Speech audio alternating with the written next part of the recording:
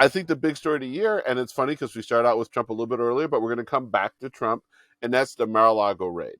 Uh, Trump was raided, and they found the goods, but they didn't find all of them, which is actually even worse for him, because I'm still convinced that some of the stuff that's missing is missing because he don't even have it. He may have given it to someone else. But let's talk about that as the story of the year. And what are your thoughts, and what was your reactions when you first heard of the the Mar-a-Lago raid, and in addition to that, um, how the story has progressed?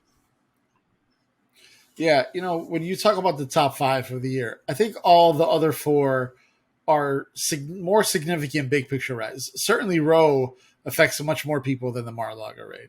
I think the reason that this is number one is because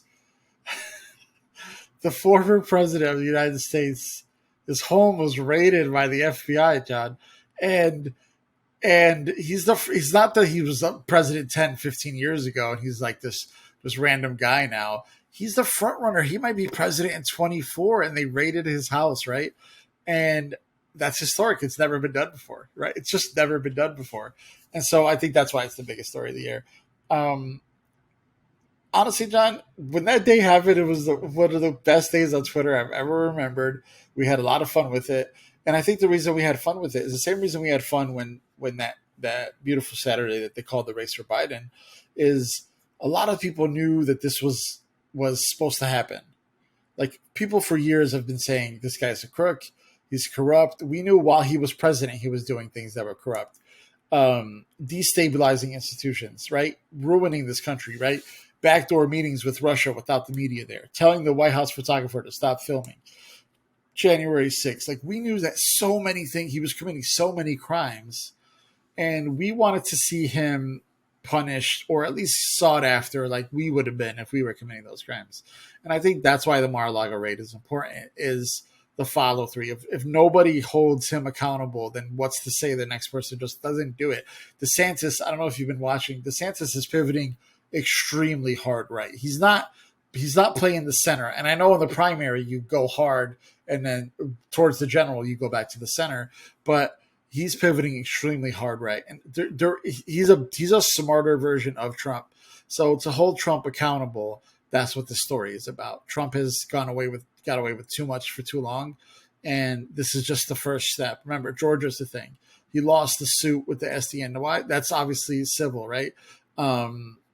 There's so many things going on, and this was kind of the personification of that, to say, look, we're in his house. We got like you said, it's not that they didn't find anything. They found a lot. They were releasing pictures of it, right? And so I just think this is one of the greatest, I think one of the biggest stories of the last, I don't know, 10 years, 15 years, maybe 50, 20, 100 years. So I think it's definitely one of those. It's Well, that I big. think one of the things, so, and this is it's really compounded by the irresponsibility of Republicans. I think what a lot of people don't want to acknowledge is that, but whether it's January 6th, which we talked about earlier, or Mar-a-Lago, um, we need to pause and put a break on some things for one reason. What happened in both of those scenarios is so upsetting and troubling and potentially dangerous to our democracy. Now, don't forget, we're still potentially looking at, and I think we're confident that we'll probably see some charges coming out of Georgia as well for election interference. But all three cases were threats to our democracies, threat to our national security. And this wasn't some actor.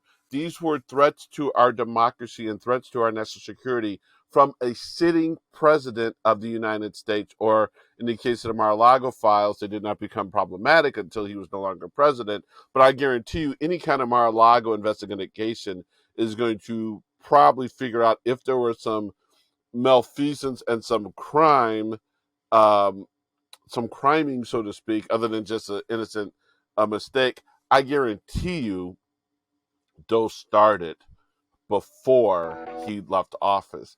And when we think about that, we need to take a beat. We need to really reevaluate what's going on in this country, and not really what's going on, but what went on, and how someone, the most important person in this country, the most powerful person in this country, the person who is ultimately responsible for our well-being as a country, was not acting in our best interest. And I'm not talking about making a bad decision here or bad decision there. No, this was actually criminal behavior.